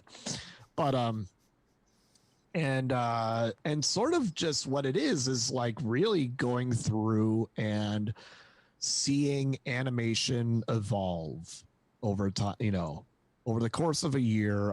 Every week, this week I watched the Aristocats. That's where I'm at. I'm in 1970 right now. Wow. Next week will be Bedknobs and Broomsticks. That's 1972, I think, 71 or 72. And not just watching them, but also writing about them on Letterboxd, writing about what Letterboxd is the social media for movie lovers thing for anyone who doesn't know. In writing a review on Letterboxd, giving it a star rating. But as what I'm writing, my rule is I can't write about movies that haven't come yet. So like, if I write about Aristocats this week, I can only reference movies that came out before Aristocats. Okay. As if you were making a movie review when Aristocats came out. Yes. Yeah. And saying like, wow, last year we saw this and notice how the animation has changed a little bit it looks like they've gone back to their 101 Dalmatians style as opposed to this other style that they did in their last film. Interesting. I can't say this theme will later be referenced in a movie that'll come out in 20 years. That's my rule. So like, yeah. So it's a bit of a writing challenge in that regard, but it's also just like and of course every one of these Blu-rays, and I've been like slowly building my Disney collection over the last few years. It took a while to get all these movies. Can imagine. I mean, they're all out there, but it's like I wait for deals. I wait for cheap stuff that I can find, you know. Yeah.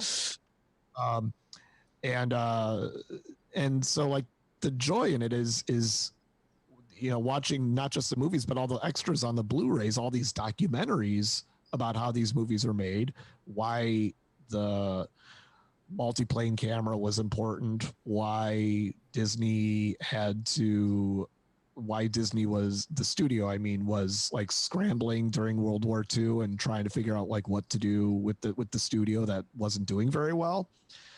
And why they got into like World War II propaganda films, and then eventually like how Disney expanded into television and nature films and the theme park, of course, and just like revolutionized all those things.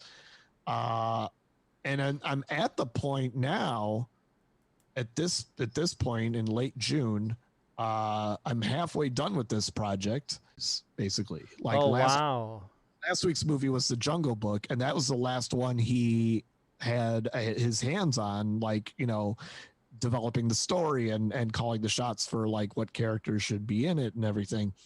So like Aristocats is the beginning of post Walt, and it's already like I can see the difference.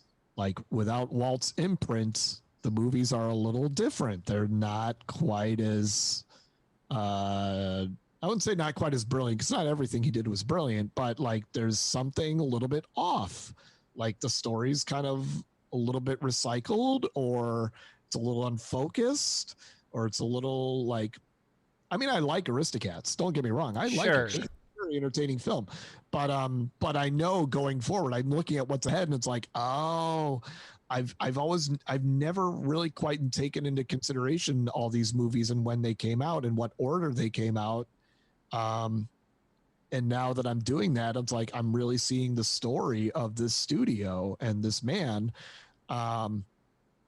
and the people he surrounded himself with and the talent he surrounded himself with, and how all that infused these classic movies that we still celebrate today. But now going forward, we're entering into kind of a stretch of bummers. Oh no. 70s and 80s is not a great time for Disney, and just looking ahead at the movies, like, yeah, it's going to be a long couple months ahead of me before we get to Little Mermaid. I was just going to say that it's like a switch flips once you hit Mermaid. Yeah. And I've always been kind of fascinated by that too, just the how that came about. There's a great documentary called Waking Sleeping Beauty that I think inspired this project for me, because like that documentary was all about how Little Mermaid changed everything for the studio, that when it really needed a hit, it really needed to have an identity again. And it made me want to like go back and like watch these movies, watch the documentaries on all the Blu-rays, and see like and put it all in order. Because in my head, it like the Disney catalog was always kind of a mess. It's like, I think I know what the first 5 are, but then I'm like, I'm not sure when Sleeping Beauty came out or when 101 Dalmatians came out. Pretty sure Mary Poppins is in the 60s. I know it is, but, and you know, it's like all been in my head until it's a mess in my head until like Fox and the Hound, which is the first one that came out that was new when I, was alive. Again, we're very close in age. I distinctly remember my mother taking me to Fox and the Hound. Yeah. Yeah. Yeah, I saw it too. So like for me, that's the first Disney movie. Everything before that is kind of a mess, and that I just don't have a timeline in my head, but now I do. And like also there's been joy in going back and finding really hard to find Disney DVDs that came out in the mid 2000s and are now out of print and will probably never be back in print because there's a lot of politically incorrect, questionable stuff in them. Yes. Well, and they still do the sunsetting thing? Don't they still vault stuff? Well, I think more and more now that there's Disney Plus, I think a lot of stuff is going to stay in the vault. Yeah. Like, especially the World War II stuff, a lot of offensive stuff in there. I have a copy of Song of the South. It's not hard to find, really, if you know where to look. but like a lot of the older cartoons are just like, I think Hiccup. I think Disney wants to keep those under wraps, and Sure. plus not investing much into their physical media anymore. Anyway, they've slowed down with releasing stuff on Blu-ray, and they really want to get stuff on Disney Plus right now. So, so it's been fun, like kind of going in and finding stuff that will never be released again, and having that in my collection is pretty cool. And I did this back in 2016, a year-long project. I did it with Woody Allen movies. This was before he was finally once and for all canceled, which is now. But Woody Allen's been canceled like 7 or 8 times in his career, starting in the early 90s. It's just now he's officially done and canceled, and he's toxic now. But in 2016, I was able to still do that project and write about it on Roger Ebert, and that was an interesting thing too. There were 52 Woody Allen movies? Well, there's more than that now. He's still like made like more movies after that. I mean, I knew there were a lot, but if you had asked me, I would in a million years said there were 52. I didn't know that. Well, I mean, at that time, I had to. Like there were a couple, I think there was like 3 or 4 that he didn't direct, but he wrote, or a few that like he starred in that were significant enough in his career that warranted part of the project. Like there was a movie called The Front that he was in. That was his first acting job, that he had nothing to do with the writing, but it was about him playing a blacklisted writer in Hollywood. He was a front for a blacklisted writer in Hollywood. And it's a great movie, a really great movie. And it was kind of a different role for him to do. It was more dramatic and it was interesting. So I put that in there because it was significant enough. Sure. But I mean, that was an interesting thing too, like watching an artist grow and develop from being, this kind of comedy genius to then like going into like serious stuff and playing with the form and experimenting a lot. And, and then that started to slow down as he got older. But that was interesting too, to go back and watch some of that stuff over the course of a year. I was going to say, unless you picked a genre, I don't know if you could do 52 movies of anybody else. Who the hell else has been that prolific? You could do Hitchcock.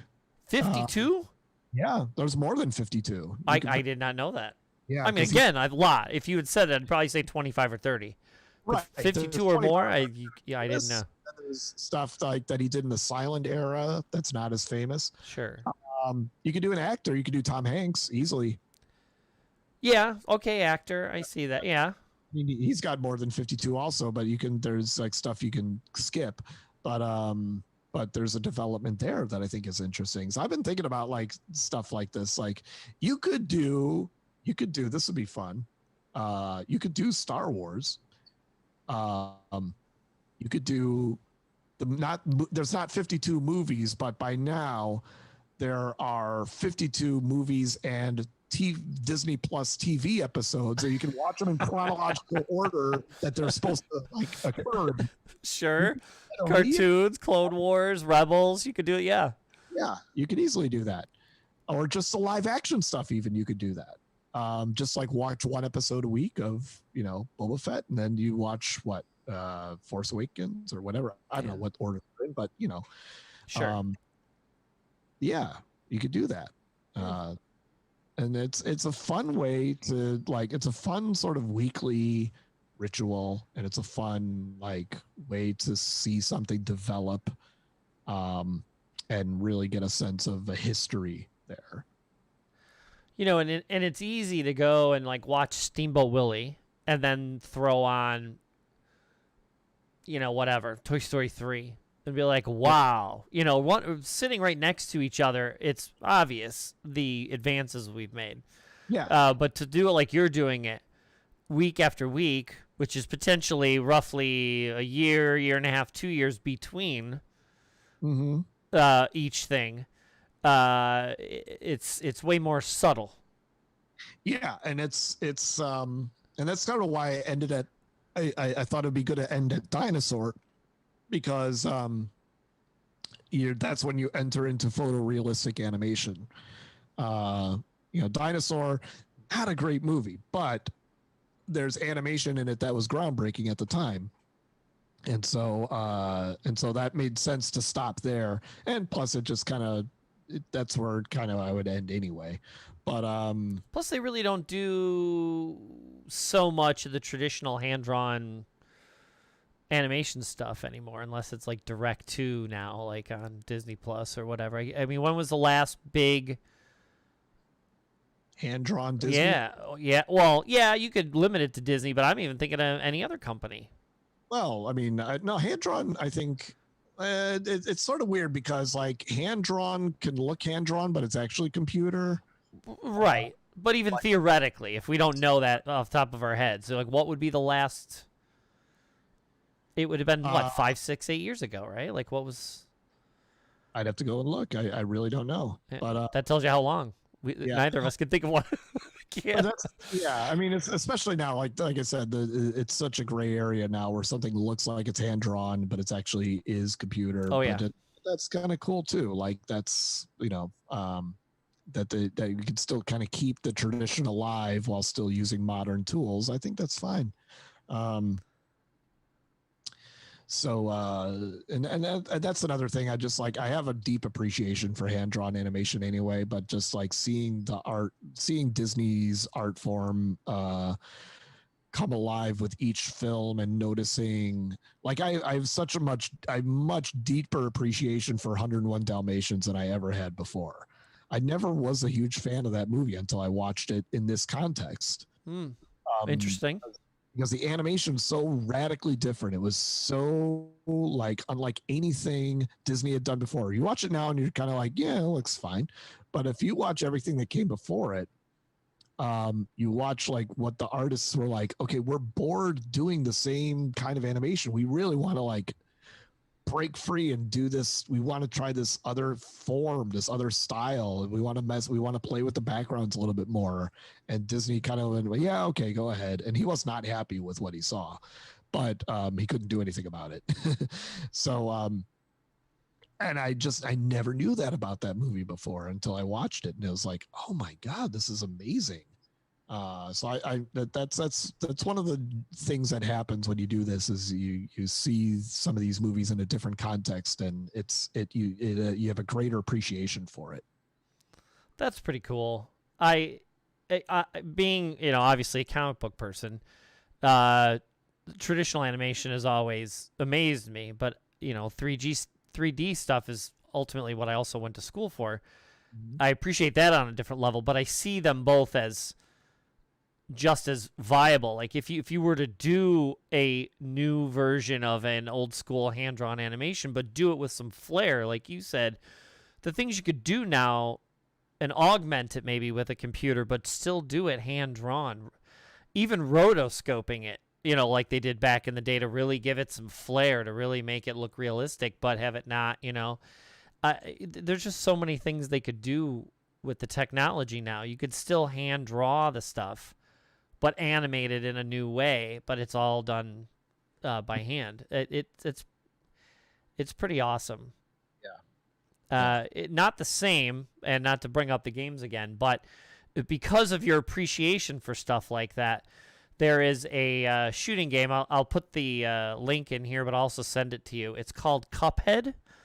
And I know it sounds ridiculous, but imagine a side-scrolling shooting game. So like kind of like almost like spaceships flying this way, and things periodically coming your way, and you have to shoot them. Every single enemy, every single bullet, every single quote special effect or reaction, the bad guys you're fighting, the scrolling backgrounds, everything. Every single frame of every single thing that appears on the screen is hand-drawn. Wow. And so it took them years to do the main game, and now they're coming out with a piece of DLC and adding a third character.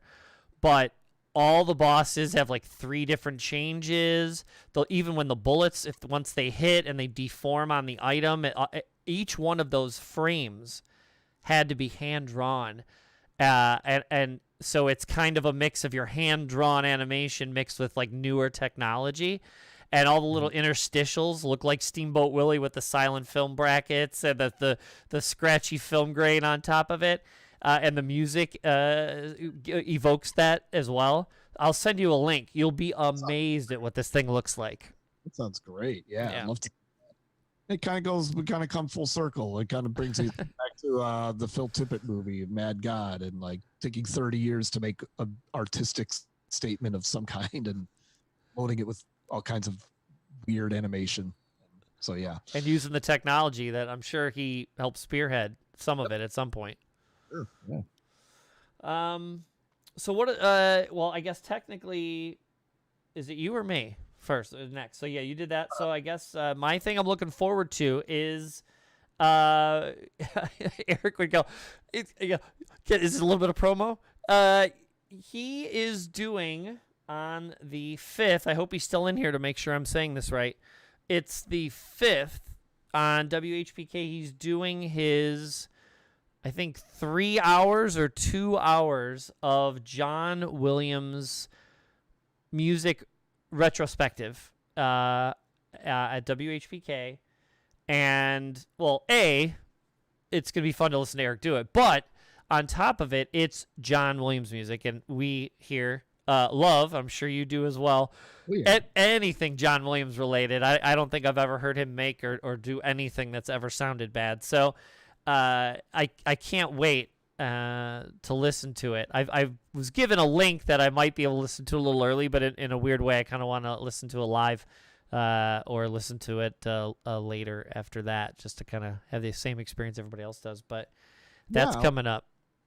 I'm gonna try and remember that's on. Is it now? Is he on with Sergio? Because that's Sergio's turf. So yeah, it's the 5th, right? Childress, he's in chat. Okay. He's 3 hours. I believe it's the 5th, and you go to whpk.org or .edu. He'll tell me. I believe it's org, and it's 3 hours. And so no, he is not on with Sergio. Sergio. Spearheaded getting him his own 3-hour thing, because him and I have talked multiple times on this about how much we love John Williams, and he was like, this might be a fun thing. People might want to dig it. So he got Erik to do it. He got the university to approve it, and so Erik put this thing together. I hear it's really well. Sergio has heard it, and he said it's awesome. Oh, okay. So Erik did well. But I'll put a link to Go ahead. So he already recorded it. It's not live. He's not going live in the studio. He just put July 56th. No, it's July 5th. No, so it's not recorded live. I think because he didn't want. Again, I don't want to put words in his mouth. Yes, it's WHPK.org.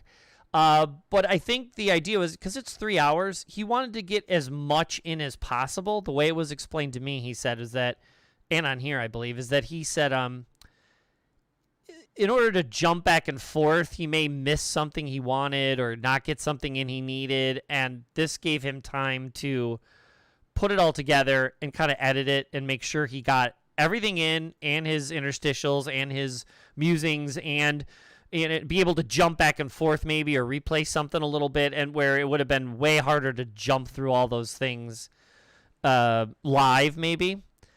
Yeah. So yes, unfortunately it's pre-taped, but that's unfortunate about that. That makes sense.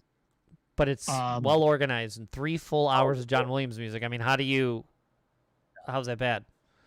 Yeah. No, okay. I'll look forward to that too. I'm gonna put that on my calendar. I think it's noon or 1 Chicago time, July 5th, WHPK.org.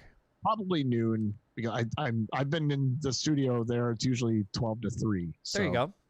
So I'm guessing that's what it is for this too. Very cool.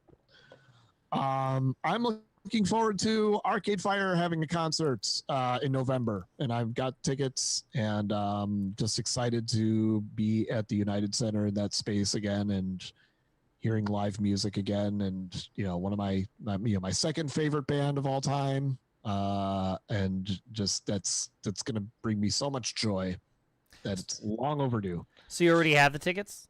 Yes. Awesome. Yeah. And what month? November. So you still got a little bit to wait.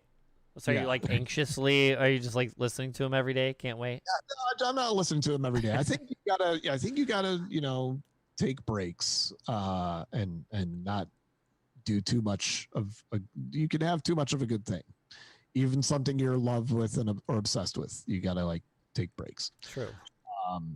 No, I've been listening to the album a lot. It's a great new album they put out, and so they're on tour, and I'm just excited that that's a possibility again.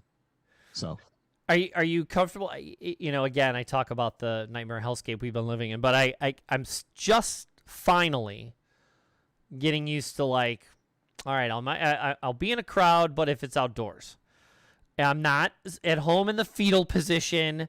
It's not that type of thing. It's just I'm choosing. I have elderly parents. I don't want to bring anything home into my household, as someone who may not have, what do they call it? Asymptomatic. I just don't want to do that to someone else. I don't know if I could live with myself. So I finally went to a Sox game last week, and I was outside. So I was like, okay, I'll be fine in a couple double-digit thousands of people. I'll be okay. But I don't know about being inside a building. You're cool with that? Not that it's bad. I'm not judging. I'm just curious. You've become more. I think I am, because I've been to the music box so often lately, and at the festival we had crowds. We had sold out crowds, not entirely sold out, but for the most part, like we had 500, 600 seaters. That's a lot of people coming in, and we'd have to have our masks on as they're coming in. Sure. Not always, and so I'm like I think I'm kind of getting a little more comfortable with it, and I'm triple vaccinated and all that stuff, so I feel pretty good about that. But no, I understand it. I understand the trepidation. I think it's just always going to be there. I think where we're at right now, I think it's just it's just always going to be in the back of our heads now. It's like it's kind of we're kind of conditioned for it. Sure. And you're still. I think years from now, I think we're still going to see people. Some people are going to still have masks on, and that's okay. Yeah. Because that's kind of what a pandemic does to you. It just kind of reconditions you in ways. So there is nothing like being like, again, I haven't been in an enclosed space other than the fest. I saw one movie, but being out, at Comiskey and in that big crowd, there's nothing like being in that crowd. Yeah. It's great to watch movies at home. There's so much convenience to it. It's so nice. It is comfortable and all that good stuff. But seeing anything, I love seeing stuff live, period. And so getting to see that concert, that's something to really look forward to. That's going to be awesome. Yeah. So cool. Well, thank you so much. Sure. I really do appreciate this. And I hope we gave some people some ideas of things they haven't thought about or that they can do themselves. Might bring them some joy.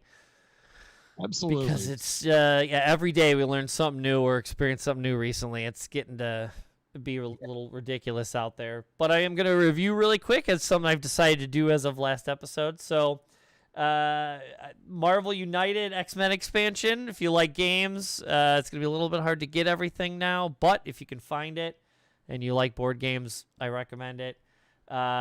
Teaching, especially your Star Wars class. Who doesn't like Star Wars? I mean, come on.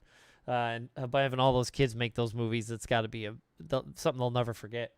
Overwatch 2 beta. I'm probably going to go play a couple games before I go to sleep now because I can't wait. U2, 30th anniversary of ZooTV, the tour. And again, who's not a general YouTube fan. I don't know if I could There's a be. lot of YouTube fans. Do we? A Well, lot but that's okay. Whatever. It's fine. Aftershock, Garth Ennis comic, The Lion and the Eagle. We're gonna show one of the cool covers again. I highly recommend anything Garth Ennis. Go get The Boys, or Preachers, another fantastic one I've never talked about on here. Dreaming Eagles, a bunch of cool war stuff he does. I think there's even one about a tank battalion. 52 weeks of Disney animation in a year. That's an effort. That's awesome. Yeah. And so again, there's got to be a Disney animated movie like in the bunch, if not 50 of them. So this week, WHPK John Williams music, hosted by our own Erik Childress, and then November Arcade Fire concert. I don't know when the next concert will be. I'll go to, but that sounds like a good one. I think it's still available, I believe. And Beck is opening, which is also I'm a big Beck fan as well. So that's please. That's a good combo. Yeah. Awesome. We'll stay on, and but we're gonna go. See you next week. Bye.